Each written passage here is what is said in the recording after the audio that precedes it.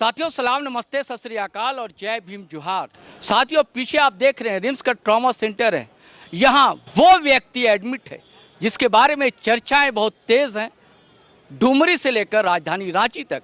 और खबरें तो बताई जा रही है दोस्तों, दिल्ली दरबार तक भी पहुंच चुकी है। सुखलाल महतो एक पंचायत सेवक थे, उनके साथ कैसी मानसिक प्रताड़ना की गई, किस तरह उनको परेशान किया गया और उसके बाद उन्होंने जो किया है दोस्तों, तो उससे मिलने के लिए आया तो कौन आया? सिर्फ एक ही तो है, टाइगर। और वो टाइगर जयराम कुमार महतो हैं, डुमरी के विधायक। वो पहुंचे यहाँ और उनसे फिर हमने बातचीत की।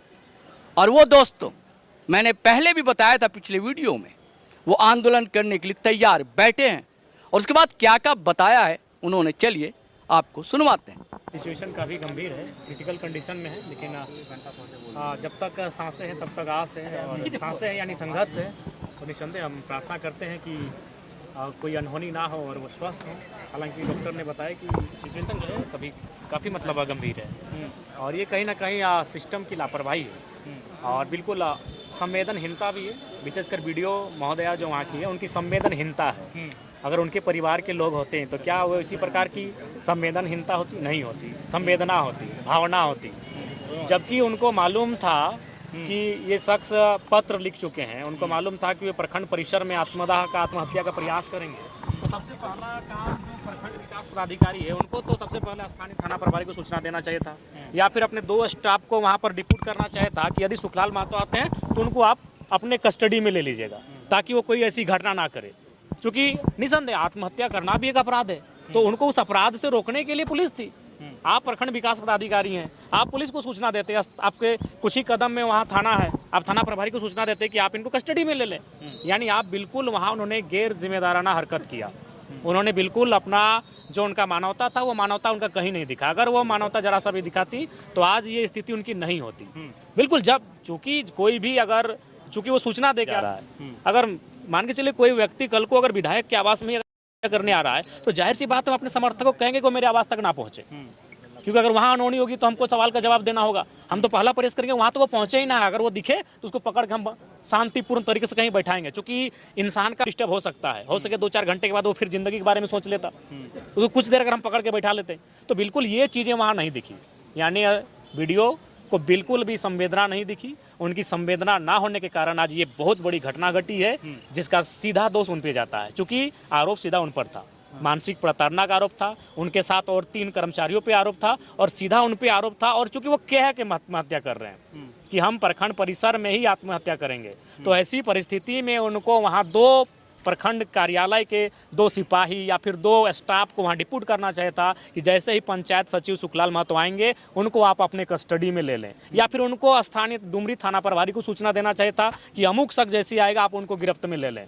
4 घंटा बैठा के रखते, 4 घंटा के बाद जाहिर सी बात है उनके दिमाग में परिवर्तन होता, लेकिन ये चीज़ें वहाँ नहीं दिखी। इसका मतलब ये स्पष्ट है कि जो लोग सरकारी पदों पर है, जिन लोगों पर इस राज्य को, इस देश को संवारने का जिम्मा है, वे लोग भी बिल्कुल घोर असंवेदनशील हो चुके हैं।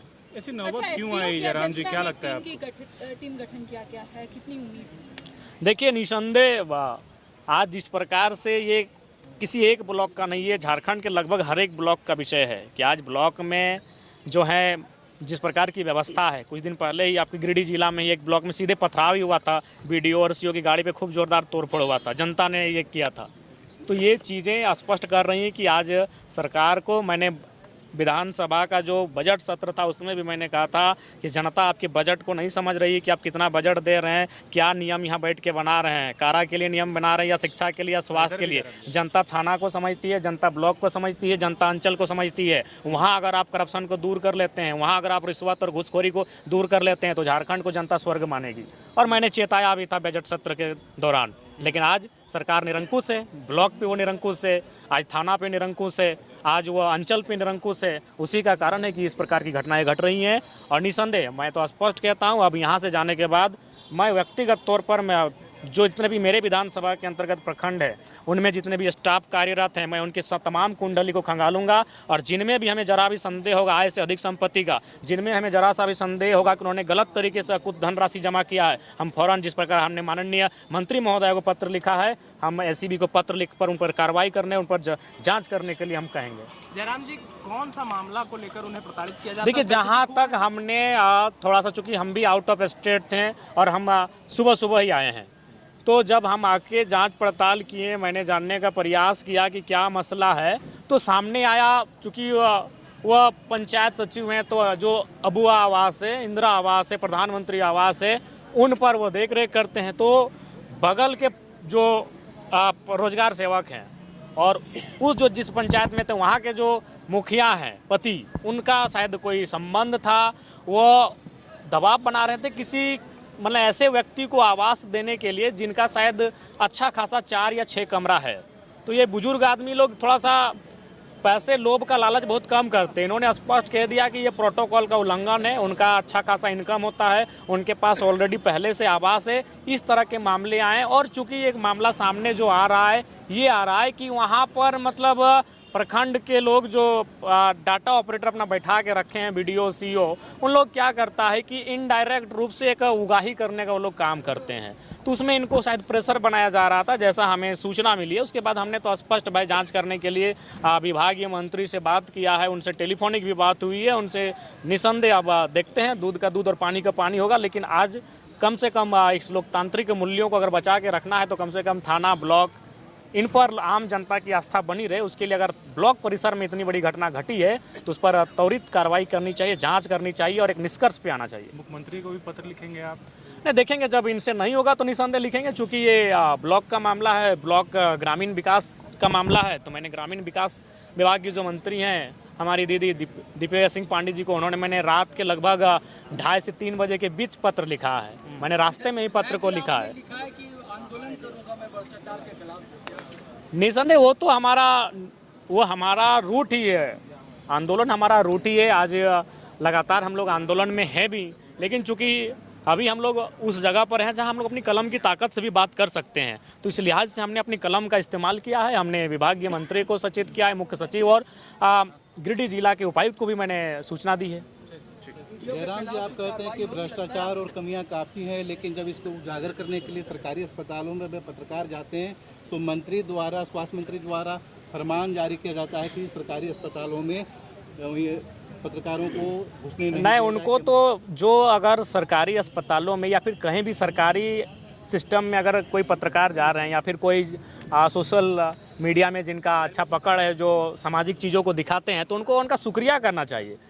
सरकार को अपने आलोचकों का शुक्रिया करना चाहिए कि वो आलोचक उनकी आलोचनाएं वहाँ करती हैं जहाँ खामियां हैं, और उनको उनकी खामियों को दुरुस्त करना चाहिए। तो मैं तो बार बार कहता हूँ, आलोचक आपके सबसे बड़े मित्र हैं, तो अगर मीडिया उनकी आलोचना करके उनकी खामियों को दिखा रही है तो उन्हें उनकी सराहना करनी चाहिए और अपनी खामियों को दुरुस्त करनी चाहिए। इरफान अंसारी ऐसा करते हैं। देखिए, इरफान अंसारी जी जानते हैं, वो बड़े बोले हैं, बोलकर ही मशहूर हैं, और बिल्कुल निसंदेह उन्हें अगर उन्होंने ऐसा कहा है तो ये दुर्भाग्यपूर्ण है।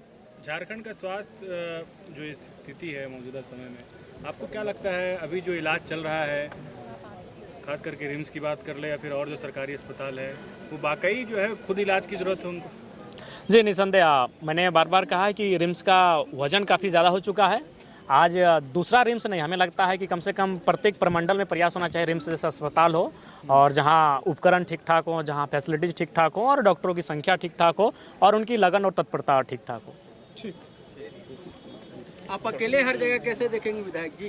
देखिए, ये तो आपका भी कहना बहुत उचित सवाल है आपका, लेकिन प्रयास है, चूँकि अभी यंग है, एनर्जेटिक है, ऊर्जा है, वही ऊर्जा है जो हमें यहाँ तक कभी डुमरी, कभी रांची, कभी हजारीबाग, कभी चतरा तक लेके जाती है, और लोगों की दुआएं हैं, उन दुआओं में ताकत है। तो बनाए रखना ऊर्जा। जी, ये तो आपकी दुआओं का असर है। कि एक अकेला विधायक है डुमरी का, वो कहाँ कहाँ देखेगा, कहाँ का जनता दरबार लगाएगा? क्या जेल कैम और लोगों को आगे नहीं करना चाहता? नहीं, लागे तो कर ही रहेगा, लेकिन चुनाव एक जीत के आए, अब उसमें मान के चलिए जनता को भी थोड़ा सा हमें और कोऑपरेट करने की आवश्यकता थी। आगे तो है ही है, हमारे बहुत सारे साथी हैं, देवेंद्र दा हमारे बगल में हैं, तमाम हमारे लोग हैं, विराट जी बगल में, बहुत सारे ऐसे हमारे काबिल युवा हैं जो एक नए तरीके से राजनीति में अपने आप को लेकर आ रहे हैं। बस उन्हें अब जनता का बोकारो की सूचना है कि आपकी तैयारी हो रही है बोकारो के लिए।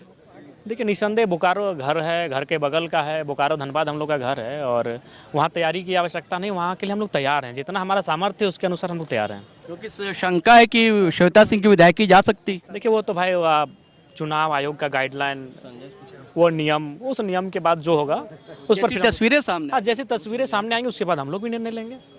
अभी आपको रहना है कि निकलना? नहीं, फिर यहाँ से रामगढ़ निकलना है, वहाँ से फिर हजारीबाग का भी, चूँकि 14-15 दिन बाद हम झारखंड आए हैं। फिर रांची का दौरा है? हाँ, रांची का दौरा 1-2 दिन बाद होगा। जो भाषा के आंदोलन से उपजे नेता हैं, इस बार जो जेटेड परीक्षा नियमावली में जो गड़बड़ियां आई उसमें आप कहीं दिख नहीं रहे हैं। आपको हम आउट ऑफ स्टेट थे, आउट ऑफ स्टेट थे, तो अगर हम जेएमएम की बी टीम थे तो जाहिर सी बात है हम तो उभर के इसी सरकार की विरोध में आए हैं। तो ये उनका भारी भूल है अमित जी का, उनको अपने जानकारी को सुस्पष्ट करना चाहिए और उनको भी ख्याल रखना चाहिए कि अपोजिशन में वे लोग बैठे हैं, उनकी एक बहुत बड़ी विधायकों की संख्या 21 के आसपास है। तो इस लिहाज से उनको केवल उस पल का इंतजार नहीं करना चाहिए जब इस राज्य में हिंदू मुस्लिम इंडिया पाकिस्तान जैसे विषय आएंगे। कम से कम ज्वलंत मुद्दों पर, राज्य के हितार्थ के मुद्दों पर उन्हें भी कम से कम सामने आकर सामना करना चाहिए। वो तो उस समय मौन रहते हैं, तो फिर किस, आज राज्य आपने सबसे ज़्यादा समय तक चलाया है, कई वर्षों तक नहीं, हमको लगता है दशकों तक अपने राज्य को चलाया है। उसके बावजूद अगर आप एक दल की पार्टी की अगर आलोचना करते हैं तो आप अपनी राजनीतिक सूचिता का परिचय दे रहे हैं कि आपकी राजनीतिक सूचिता कहाँ है। वो कह रहे हैं कि कुड़माली भाषा को जिस तरीके से गोड्डा से हटाया गया, क्या आप वहाँ भी आंदोलन करें? निसंदेह को, चूँकि वहाँ कुड़माली भाषा भाषियों की आबादी अच्छी खासी है और निसंदेह वहाँ गोड्डा में कुड़माली भाषा को स्थान मिलना चाहिए, निसंदेह वहाँ मिलना चाहिए। बहुत बड़ी आबादी है कुड़माली बोलने वालों की। जिस तरीके से खूंटी में पहले विरोध हुआ, फिर पलामू गढ़वा में विरोध हुआ, कहीं ना कहीं ये विवाद बढ़ता है। हमें लगता है कि जो लोग इस राज्य को नीति नियम बनाकर दे रहे हैं पर्दे के पीछे से, वास्तव में नियम बनाने का अधिकार तो विधायिका के पास है, लेकिन उनको एक ड्राफ्ट बनाकर उनके जो IAS है वो देते हैं, वो इस राज्य के नहीं है। सुस्पष्ट कहना चाहेंगे, वह उत्तर प्रदेश बिहार से विशेषकर ज़्यादातर ताल्लुकात रखते हैं, तो उनको इस राज्य की समझ नहीं है, ना इस राज्य की भौगोलिक दशा को जानते हैं, ना यहाँ इस राज्य की वो व्यवस्थाओं को जानते हैं, ना परंपराओं को जानते हैं। तो वो नीति नियम वो क्लियर ही नहीं कर पा रहे हैं कि ये जो भाषा को आप लेकर आ रहे हो कैसे लेके आएंगे। सरकार की तरफ से अभी कहा गया कि अभी हम लोग इस पे फीडबैक ले रहे हैं। क्या फीडबैक का सवाल नहीं है, सरकार जानती है कि उनके पास एक तगड़ा समीकरण है चुनाव जीतने का, वो मनमानी कर रही है। आज लाखों विरोध के बावजूद सिरम टोली को आप चालू करते हैं, आदिवासी मान्यताओं की, आदिवासी आस्थाओं की ताक को ध्यान ना रखते हुए आप आगे बढ़ जाते हैं। तो ये चीज़ें तो स्पष्ट है कि सरकार कहीं ना कहीं इस राज्य के लिए दिखाने का उनका दांत अलग है, खाने का अलग दांत है, उसी व्यवहार के साथ काम कर रही है। क्या इस मुद्दे को जेल के उठाएगी, बड़े स्तर पे उठाएगी? बिल्कुल उठाएंगे और 1 महीना में सदन भी चलेगा, उस सदन में भी बात होगी, सड़क में भी बात होगी, उसकी हम लोग स्ट्रेटजी तैयार कर रहे हैं। साथियों, सवाल सिर्फ भ्रष्टाचार का ही नहीं है, सवाल भाषा में घुस आए भ्रष्टाचार का भी। किसे चिंता है अपने मातृभाषा की, किसे चिंता है झारखंड की संस्कृति और परंपरा की? सवाल तो ये भी उठेंगे और ये सवाल उठाए हैं डुमरी विधायक ने। उन्होंने कहा है आंदोलन सिर्फ भ्रष्टाचार के विरुद्ध भी नहीं होगा, जो भाषा के साथ दुर्व्यवहार हो रहा है, झारखंड के साथ जो सौतेला व्यवहार हो रहा है, उसका भी सवाल उठेगा और मुठभेड़ तो होना बिल्कुल ज़रूरी है और लाजमी है। क्योंकि झारखंड दोस्तों बहुत आसानी से नहीं मिला है। लंबे संघर्षों के बाद, सैकड़ों हजारों लोगों के बलिदान के बाद ये झारखंड आधा अधूरा मिला है। जो भी मिला है इसमें तो हमारी परंपरा संरक्षित रहे, हमारी भाषा का ख्याल रखा जाए, हमारे इतिहास को छेड़छाड़ ना की जाए। चलिए साथियों, आपने सुना, लेकिन मैं चाहता हूं, वही आग्रह है, गुजारिश है कि अगर आपने हमारा चैनल सब्सक्राइब नहीं किया तो ज़रूर कर लें और सब्सक्राइब कर लिया दोस्तों तो ज्वाइन बटन दबाना हरगिज़ ना भूलें। नीचे में ज्वाइन बटन है, टक से दबाएं, आप सहयात्री हो जाएंगे, हम सफ़र हो जाएंगे। और वीडियो धड़ाधड़ फटाफट खटाखट शेयर कीजिए, लाइक कीजिए, कमेंट कीजिए, आज्ञा दीजिए, इजाज़त दीजिए। जय हिंद, जय भारत।